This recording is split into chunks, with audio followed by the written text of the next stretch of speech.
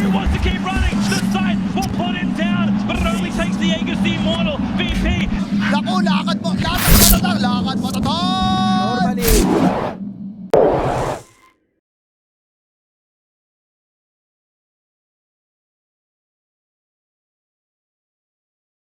Seen any Brewmasters since the patch, and I'm keen to see how this drunken brawler like fighting style works. Danog, you got your Ivan. I watched Kezu played it, I think his first game on patch, and he said he liked the idea. Yeah, it's just all right. Well, let's take a look at how Brew's starting to fare at the moment. Has gone for the 1-1. So, I mean, again, I kind of have to mention of the only Brew game that I've seen recently is 4-2-3. A little low here. Yeah, he might get brought down, especially with the Nature's Grass slow. 4-2-3 playing off the help of the Lycan regen, and he's trying to outpace the Brew, and he will just do. So, gonna eat a lot of damage. Molasses continuing to trade.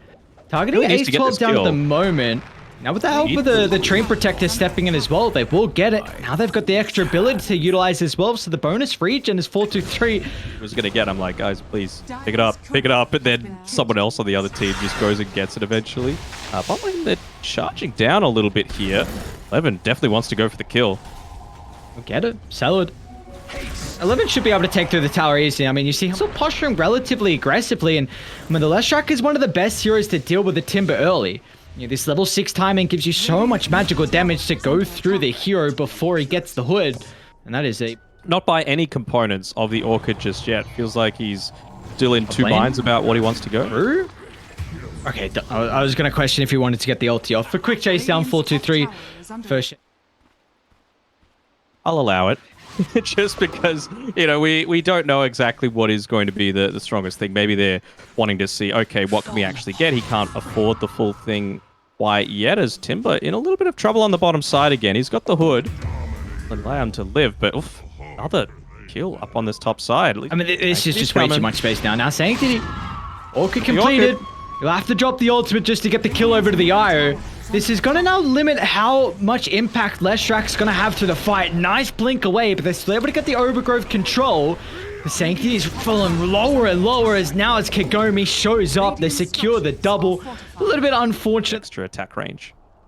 I mean, it's got blink now as well. So you were speaking about how important it's going to be bot lane, Sanctity. Well, let's get the Orchid out at the last second. It's still not going to count. Yeah, Kishka, all he needs to do is really stay on top of the Tiny. Make sure he doesn't get bursted until the rest of the team's able to follow up. Now, there is really no way for Kagome to escape. As the rest of Dire just going to surround the Tiny without any protection for the IO. And, of course, that's one of the weaknesses when Lilgun... With the Overlord freshly picked up here by Kishka. Have they picked up something already, or is he going to go and claim an Ancient Black Dragon? Think did he? Was it the split? Gives him the good old voice line. The rest of LBZS still thinking about moving over the area. They're going to put their attention on the Timber Straw at the moment. Has the Yule still available for 11? If he can waste the space, and now the reinforcements have shown up as they've killed off the Leshrac a majority of their damage, and now that the split's expired, there's going to be no way for the boys on Radiant to... Or like probably Silver's Edge and BKB so it doesn't get kited, but you're right, like Maid Slayer's really going to take away that factor, man. 11 is just cutting trees down bottom. It's like detachment. I will make sure there is no potential of a tree to stall this out. I mean, he's even using... I don't know how he escapes even with Overgrowth. Hold that thought as Radiant. Smoked up. Kagome just going to run into Ace 12. The Lilgun look to take the fight though. Kishka's going to TP into the area. The rest of Dire a little bit late to connect. The Curse only holding back the eye at the moment, so Kishka's going to reposition with the blink. With the boys on LBZS though, the split's about to expire. They need to deal with the eye. That's a lot of the extra potential for the cause at the moment. And now with Celid bursted down, Kagome and PP hand in hand looking to try and get back to the safety of their high ground. Still 4-2-3 is going to be cautious. A tree throw is going to be enough to get the kill, but the consequence might be too grave to bear. As Sanctity having a free fight, just right-clicking PP. He's got the Bloodthorn if need be for detachment, not even... And one hit onto this Leshrac, and then I don't want to say my job is done, but a big portion of their damage is removed from the equation as they make another dive in. You just see it again, right? Like, Inkswell onto a Lycan Wolf if you don't have sentries everywhere on the map, and they knew they didn't because they've got one. The salt in the wounds there. Yeah, I was going to say, that's really BM. Like, what is he doing? Just seeing that, oh, you'd get triggered in itself. Right, Kigami, they've got the break. The quick Bloodthorn's going to prevent the tiny follow-up, and now Kishka, what a curse, onto 3. That's the perfect target. A dieback for your IO. And now PP as well. I mean, they're charging up the BKBs, but as soon as they expire, Lilgun, they can just reset and go back in. The Sanctity, I mean, he's going to eye up the Leshrac now with the reduced damage thanks to the Mage Slayer. 3 down. They've only got a buyback on PP, but they're still going to turn their attention over to the Tiny. As Kagome deep under the T4 towers will be brought down. A triple kill for 11. They've still got 1 split to work with. Sanctity is able to get away thanks to the hard dispel on the Grimstroke 11. So it's 4-2-3, like, let's just try as many neutrals as possible and see how they work. Yep. Kagome, they have to break on 11. Sanctity is still doing big amounts of damage off the side. 11's getting brought lower and lower. He's going to try and put himself into the tree line here, but Kagome's got 1 more swing of the tree to bring him down.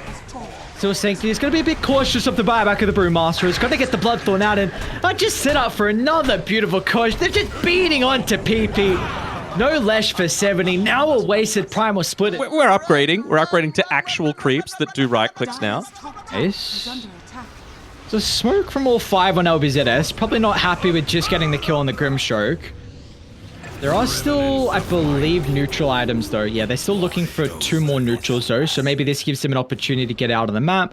Set some wards up for another aggressive play. Kagome, bit split for the team. Celad's making sure he stands relatively close by to provide his assistance. But Kagome got to use an early BKB. And now you're going to be cautious. I mean, they need to deal with the Winter Wyvern, but they wouldn't have that opportunity. They wouldn't even need the curse to bring him down. Oh, the reload was 11 still moving on more forward for more. They won't have the eye to protect PP, but a BKB gets him out to safety. Back to the river we go though, with Sanctity battling versus the Primal Split. Molasses trying Delta split away to the other side here, but they're eyeing up Celid instead. A Ted of the creep wave, but it doesn't get him far enough away. We've still got Overgrowth to fight with, and Kagome up shortly as well. Sanctity got the Ink Spell, hard dispel, is able to blink away. A very early BKB usage from PP. Now with a Soulbind, release them both together. They need to find an angle in the fight to protect the Leshrac. That's a lot of their burst potential at the moment. As Stella's gonna fly on over the top, but it doesn't matter. Lilgun, get rid of both the heroes. Now they're gonna control Kagome through the Winter's Curse, which just gives them that window of opportunity to bring down some more supports and now turn their attention to the big manly Tiny, who's still an issue at the moment. The damage really starting to ramp up with Celid buying back, giving that extra attack speed. The break not out, but it's not gonna matter as Kagome gets rid of the Timber Saw, but they've still got to be cautious though. Slowly dwindling down the health pools. No buyback on Tiny. Now Sanctity is going to turn to Molasses as well as the Queen of Pain. 22-3. What a performance from Sanctity in a game like this. They just cold embracing Ace right in front of him as well. Having to be a little bit careful here, Detachment. I think they see him, maybe. Oh, able to blink out just in time. But yeah, the game is over. They call the GGs and you're on Radiant, so naturally you're going to have Roshan as an open objective a lot faster. Void incarnate. Your hero. Make the ultimate choice. Okay, so they're going to do Kunkka off lane.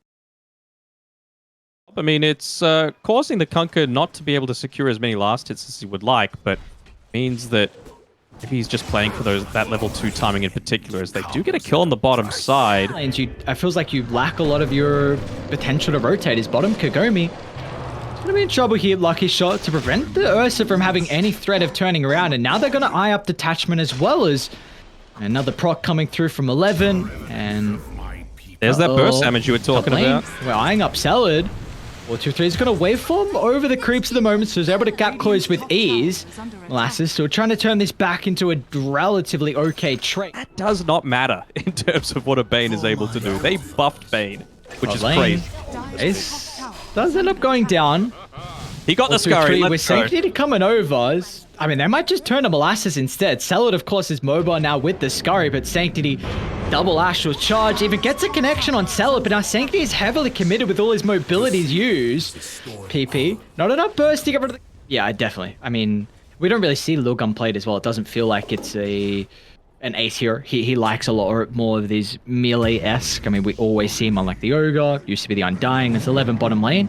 Killing spree. Kill Kagome. Now he gets that last use of the Rolling Thunder to clip on detachment as well. Billy's about to be back up shortly, and well, he's got nowhere to cut through the trees, so they'll just block him in. And I mean, it's kind of interesting. Hang on, bottom lane. No, you don't. We don't get your impact at all. 11. He's got Rolling Thunder, and now Kigomi's, I mean, next to the tree line as well. So 11 might be able to bounce back. He's actually going to direct himself to the crystal instead, trying to hold back the supports that could give Kigomi an opportunity to retreat. All 5 heroes on LBZS are going to look to show up. When the Mortimer Kisses point blank range is not going to do anything against Kigomi, but still they've got issues with trying to control the Pangolier. Swashbuckle up in a couple of seconds. That die have.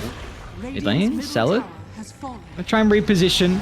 They've already got the combination for the Conquer nonetheless, though. It tries to make a play with the illusion, but that is a big kill on 11, considering how strong of a game it was. That it has Diffusal and maxed out Swashbuckle, so he's going to be able to do a lot of damage from afar. You know, the Void Spirit quick in and out. I do feel like there's issues for Radiant, like with a Conquer, with an Ursa. How can you really close the distance before you take like half health? Maybe a little less so for the Ursa, just because... 11's going to run into Kigomi, and he doesn't make it to the low ground as well. So now with the control, PP comes to the safety. Flies over, finds the Orca control. He's still in trouble though. There's now Kigomi having the rage on cooldown. They can burst through 2 valuable cores. And now Lilgun feel like they've got a free fight to get more pickoffs across the map as Molasses unable to escape. In 4-2-3, just playing around with a Conquer replicate. They've got another cancel to the TP. Molasses, he's also going to join the rest of LBZS in the grave. I mean, what a way to start the fight. It was almost close as well. Over to the area. Sal's going to fall to the adaptive strike. And, I mean, Kigomi, it's just... You can't take engagements with Battle Fury. You might posture aggressively and be like a hero to protect. But Sanctity finds the remnants, able to reset his positioning. Still blows up Kigomi. Oh, this is looking really troubling. You saw what happened there, right? That was the definition of save your mate syndrome. He used the... Always going to be valuable. And even just the build-up is quite nice, right? Like, you're an in-hero and someone that... Oh, man, 4-2-3. Just blows up the Hoodwink. They still haven't even lost the Ogre as well. They're just ripping apart the supports. Gold and sweet. When you're playing, like, I think it's going to be best on heroes like... what can I do? As they're going to look to go up onto the high ground. Aegis, 45 seconds left on it. And morph into that Conquer. Be very tanky in there on the front lines with his Solar Crest, with his Bloodlust. Sanctity, he's looking for the pickoff. I just find it as well, especially with 11 jumping in. Like with alive, Kigomi going to try and find an answer, but with 11 still nearby, the crowd controls too much to allow the Ursa just continue to right-click as he's getting kited at the moment. Still no BKB on Kigomi, so 11's going to chase down to be just more of a nuisance. 11? Okay, swatched out to safety. They'll deal with the first time. So as the BKB for 4-2-3 if need be. They haven't gotten too much out of this though. Still no teeth. The rest of his team and he's fine. You know, it's been a couple of good uses of the Soulbind, but 11's just like, all right, I'll control up your entire team. Quick and easy kill. They've caught a little bit of vision as well to the Queen of Pain. So PP's going to be forced to use the BKB. It'll at least keep the life. And now with a sharpshooter from downtown, they'll get the kill on 11, but they still have big issues on how you can deal with the rest of the side of Lilgun. They'll drag back the Ogre into the ship. 2 for 2 after the buyback for the Grimstroke, but still 4-2-3. He's able to stand his ground. A BKB along with the Manta. Isis on the high ground. Meanwhile, Sanctity just trying to blow up one of the supports. The initial control is there, but now with 11 swinging into the fight, they're not going to be able to just aim down Sanctity, so he's able to reset, reevaluate how he wants to take this round too, as the Hoodwink. Another support's going to be picked off on the side. I mean, Kigomi still is in no man's land. BKB enraged or used defensively. They're going to attempt to TP out, and he will be fortunate. But the rest of LBZS still stuck outside the base as Molasses a defensive use of the boat. He knows there's zero escape, and they're still turning their attention now to Pete. Roche is at half HP, but it doesn't matter. They're playing so well together, Lilgun, and they do call the GG. I'm really liking seeing them play. I mean, we've been fans of this. We could call them a cult team.